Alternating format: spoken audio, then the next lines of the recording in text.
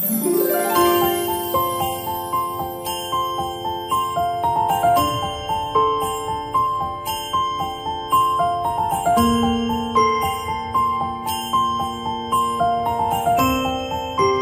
बच्चों, कैसे हो आप लोग। मैं हूं सौरव, तो स्वागत करता हूं आपका आपके अपने पसंदीदा चैनल जिद पर, जहां पर हम कुछ नया करने की कोशिश कर रहे हैं और जिद है कुछ करने की, कुछ अच्छा बनने की, कुछ जानने की। जैसा कि आप देख रहे हैं, इंग्लिश ग्रामर में हम पढ़ रहे हैं सिंपल प्रेजेंट टेंस, और आशा करता हूं आपने पिछली बार का हमारा जो टॉपिक था उसकी चीज़ों को कवर किया होगा। उसके जो पढ़ाए गए पॉइंट्स थे उनको आपने समझा होगा, याद किया होगा और प्रैक्टिस भी की होगी। यदि किया है तो बहुत अच्छा, नहीं किया है तो अभी भी देर नहीं हुई है, आप उसको कर सकते हैं। साथ ही साथ इन एक्सरसाइज की हम आज प्रैक्टिस करेंगे और आपको कुछ और अच्छी अच्छी बातें पता चलेंगी। किसके बारे में? जी हाँ, सिंपल प्रेजेंट टेंस के बारे में। यहाँ पर हम बात कर रहे हैं सिंपल प्रेजेंट टेंस की, जिसमें कुछ स्टेटमेंट्स मैंने लिखे हुए हैं बोर्ड पे, आप इनको देख सकते हैं 1 से लेकर 10 तक। ये 10 हिंदी के स्टेटमेंट्स हैं जो कि आपको जानकारी दे रहे हैं इनके प्रेजेंट में होने की। प्रेजेंट में होने की कैसे जानकारी मिल रही है? ये जानकारी मिल रही है, देखिए, मैं हमेशा 8 बजे नाश्ता करता हूं। ये जो हूं आ रहा है ये हमारे पास प्रेजेंट टेंस का सूचक है। It is the representation of present tense. वे कभी कभी अखबार पढ़ते हैं जो आ रहा है ये प्रेजेंट टेंस का सूचक है। प्रेजेंट टेंस में हाँ, हूं, है आता है। वह अब अच्छा खेलता है, यहाँ पे भी देखिए, वह अब अच्छा महसूस करती है। यहाँ भारी बारिश होती है, हो, है, हूं। ये आप देख रहे हैं कि ये जो लास्ट में आ रहा है ये बताएगा बच्चों कि ये प्रेजेंट टेंस है। अब प्रेजेंट टेंस का कौन सा फॉर्म है ये आपको पता करना है, तो इसके लिए आपको उसके पहले देखना पड़ेगा। ते हो, ता है, ती है, ते हैं, ता हूं। यहां भी देख लीजिए, ता हूं, ते हैं, ता है, ती है, ती है। तो ये जो ता, ती, ते, हाँ, हूं है, जिन सेंटेंस में ऐसा स्ट्रक्चर बनता है वो प्रेजेंट टेंस के तो होते ही हैं, पर उनको हम बोलते हैं simple present tense. Simple present tense में आपको इस प्रकार के वाक्य आपके दिमाग में आ सकते हैं, आपकी बोलचाल में आ सकते हैं, या कोई आपसे कह सकता है। तो यहाँ पर सिंपल प्रेजेंट टेंस का जो फॉर्मेशन स्ट्रक्चर था, जो फॉर्मूला था जिसको हम बोलते हैं, वो क्या था? ये देखिए, सब्जेक्ट, वर्ब की फर्स्ट फॉर्म और object. Subject plus V1 plus object, this is the basic structure of simple present tense. अभी मैंने आपको ये बता दिया कि आप पहचानेंगे कैसे कौन सा टेंस है। प्रेजेंट टेंस है, वर्तमान काल है, और उसमें साधारण वर्तमान काल है, सिंपल प्रेजेंट टेंस है। अभी यदि हम बात करें तो यहां पे पहला सेंटेंस आप देखिए क्या लिखा हुआ है, गौर से देखिएगा। मैं हमेशा 8 बजे नाश्ता करता हूं। अब मैं, दैट मीन्स सब्जेक्ट, ये जो मैं है ये सब्जेक्ट को बता रहा है, तो मैं के लिए आएगा आई। इसको दूसरे कलर से मैं करता हूं ताकि आपको अच्छे से दिख सके, तो इसमें मैं लिखूंगा आई। नाश्ता करता हूं, आई टेक और I have, so I will write I take. What is take? लेना, करना। V1 दैट इज वर्ब की first form. So I take my breakfast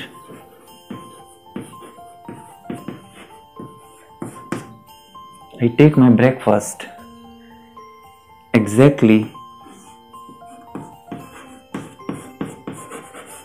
at 8. I take my breakfast or breakfast exactly at 8 in the morning. So आप in the morning जोड़ सकते हैं वहां पे, at 8 in the morning. मैं prefer नहीं करूंगा कि आप इन द मॉर्निंग बोलें, क्योंकि ऑब्वियसली यदि आप ब्रेकफास्ट की बात कर रहे हैं, आप सुबह के नाश्ते की बात कर रहे हैं, तो वो मॉर्निंग में ही होगा। तो आपको यहाँ पर इन द मॉर्निंग बोलने की जरूरत नहीं है बच्चों, यदि आप ब्रेकफास्ट मेंशन कर रहे हैं।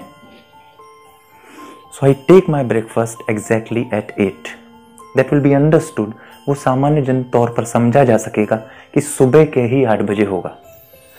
सेकंड स्टेटमेंट पे आते हैं, वे कभी कभी अखबार पढ़ते हैं।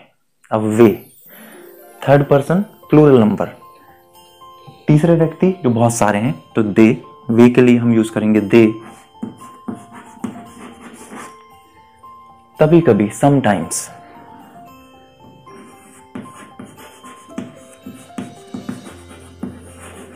पढ़ना that is read, they sometimes read अखबार that is newspaper, they sometimes read newspaper, they sometimes read newspaper, वे कभी कभी अखबार पढ़ते हैं। तो आप देख रहे हैं ये स्ट्रक्चर यही है जो यहाँ लिखा हुआ है। सब्जेक्ट है, वर्ब की फर्स्ट फॉर्म है और हमारा ऑब्जेक्ट है। सब्जेक्ट है, वर्ब की फर्स्ट फॉर्म है, ऑब्जेक्ट है, बीच में कभी कभी आ गया तो उसकी जगह हम लिख देंगे समटाइम्स। ठीक है बच्चों, चलिए तीसरा स्टेटमेंट देखते हैं। वह अब अच्छा खेलता है। वह कौन है? थर्ड पर्सन सिंगुलर नंबर, तीसरा व्यक्ति एक वचन, ता है दैट मीन्स पुरुष, लड़के की बात हो रही है तो वह के लिए आएगा बच्चों ही। अच्छा खेलना, खेलने को बोलते हैं प्ले, तो ही प्ले। और कल मैंने आपको बताया था जब भी थर्ड पर्सन सिंगुलर नंबर होता है तो हम वर्ब में एस या ईएस लगाते हैं फर्स्ट फॉर्म के साथ। सो प्लेज, ही प्लेज अच्छा, that means better, he plays better now days, he plays better nowadays। nowadays का मतलब होता है आजकल, आजकल, आज के दौर में, इस समय में। तो he plays better nowadays। तो इस प्रकार से आपने देखा अगेन ये स्टेटमेंट उसी फॉर्मेट में गिर रहा है, subject plus first form of the verb plus object, आप देख सकते हैं।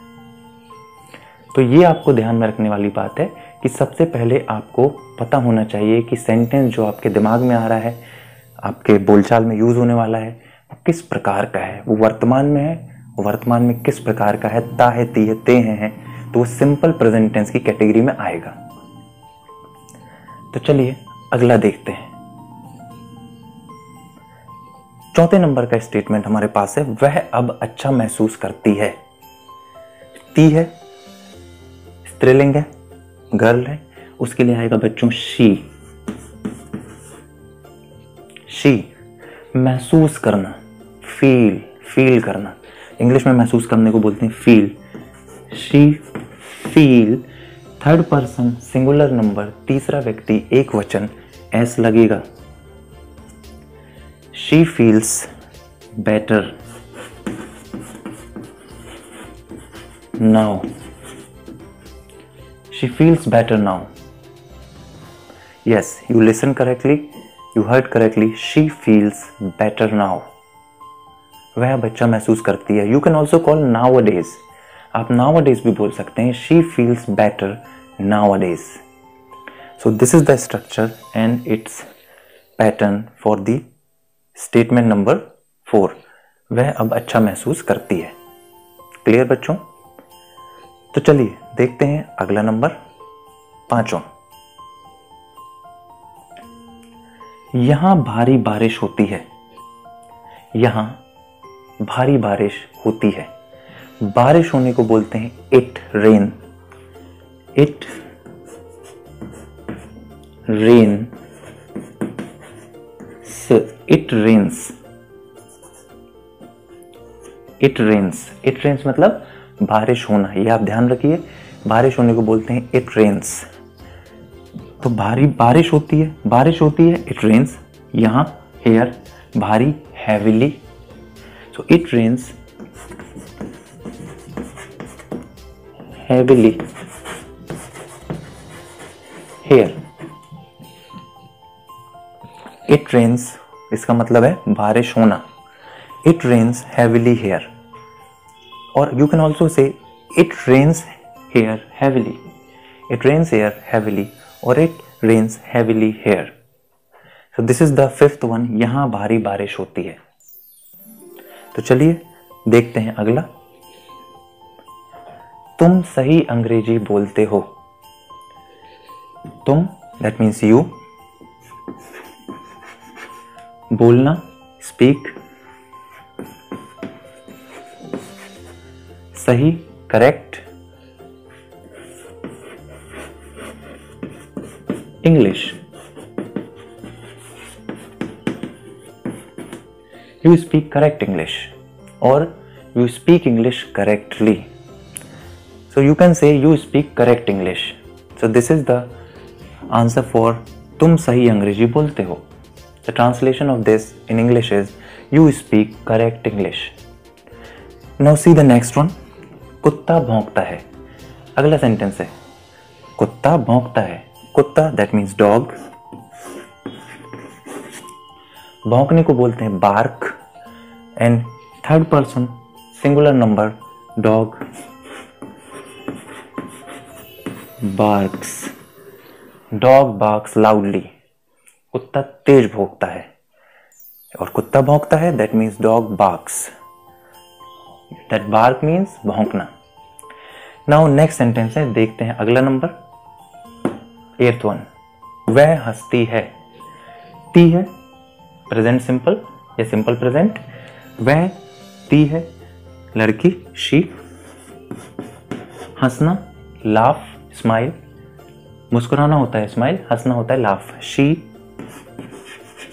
LAU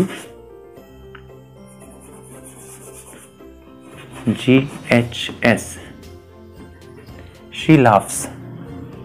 LAUGH that means laugh. Laugh means हंसना. She laughs. वह हंसती है. So this is the 8th one. वह हंसती है. She laughs. अगला देखते हैं बच्चों 9वें नंबर का. वे कहानियां लिखते हैं. थर्ड पर्सन वे. वे कौन? कोई तीसरे लोग और बहुत सारे. That means third person plural number they. लिखना right. Third person plural number SES नहीं लगेगा. So they right. यदि दे की जगह ही होता तो ही राइट्स हो जाता. शी होता शी राइट्स हो जाता. किसी का नाम होता Mohan Sohan Alfred. Okay so वहां पे भी SES लग जाता. पर यहाँ पर बहुवचन है तीसरे लोग हैं. दे आ रहा है. दे के साथ SES नहीं लगेगा. दे राइट स्टोरीज. दे राइट स्टोरीज. वे कहानियां लिखते हैं. दे राइट स्टोरीज. बहुत अच्छी कहानियां लिखते हैं. दे राइट गुड स्टोरीज. चलिए अगला देखते हैं 10वां नंबर. मैं उसे पहचानता हूं. मैं that means I. पहचानना that means know. उसे him. यदि वो लड़का है him. यदि वो लड़की है her. I know him और I know her. मैं उसे जानता हूं पहचानता हूं. I know him और I know her. सो अब देखते हैं ये सेंटेंस हम काफ़ी बार यूज़ करते हैं जनरल लैंग्वेज में. जनरल कन्वर्सेशन में we can use these sentences और you can use these sentences. Practice करिए इसकी. देखिए सिंपल प्रेजेंट टेंस का स्ट्रक्चर क्या है. उसके अकॉर्डिंग हमने ये बनाए हैं. काफ़ी मेहनत की है बच्चों आपके लिए. आप भी प्यार दीजिए. बहुत बहुत धन्यवाद आपने हमें सब्सक्राइब किया. और इसी तरह जिन्होंने नहीं किया है वो हमें सब्सक्राइब करें. इन वीडियोज़ को लाइक करें शेयर करें उन बच्चों तक भी जो इंग्लिश सीखना चाहते हैं और अपने कॉन्सेप्ट बनाना चाहते हैं. आप अपने रिलेटिव्स को भाई बहनों को सगे संबंधियों को भी ये वीडियोस क्या कर सकते हैं फॉरवर्ड कर सकते हैं. तो आप देख रहे हैं इन सब सेंटेंसेस का आपको प्रैक्टिस करना है और बार बार इनको रिवाइज करना है. You need to recall and revise these statements ताकि ये स्टेटमेंट आपकी ज़बान पे आने लगे. पैटर्न आपको सोचने में समय ना लगे. It will automatically come from your mouth through the translated English. तो प्रैक्टिस कीजिए बच्चों और खूब मेहनत कीजिए. अच्छे से पढ़िए. अपने आप को इतना समर्थ काबिल बनाइए कि आपके कॉन्सेप्ट को कोई हिला ना सके। इससे बड़ी गिफ्ट आप मेरे को नहीं दे पाएंगे यदि आप इन सब चीज़ों को समझ पा रहे हैं तो one more time thank you so much हमारे वीडियोस देखने के लिए, और मिलते हैं बहुत ही जल्दी अपने अगले वीडियो में जिसमें हम इससे आगे के कुछ सेंटेंसेस पे चर्चा करेंगे। तो बहुत बहुत धन्यवाद। नमस्कार।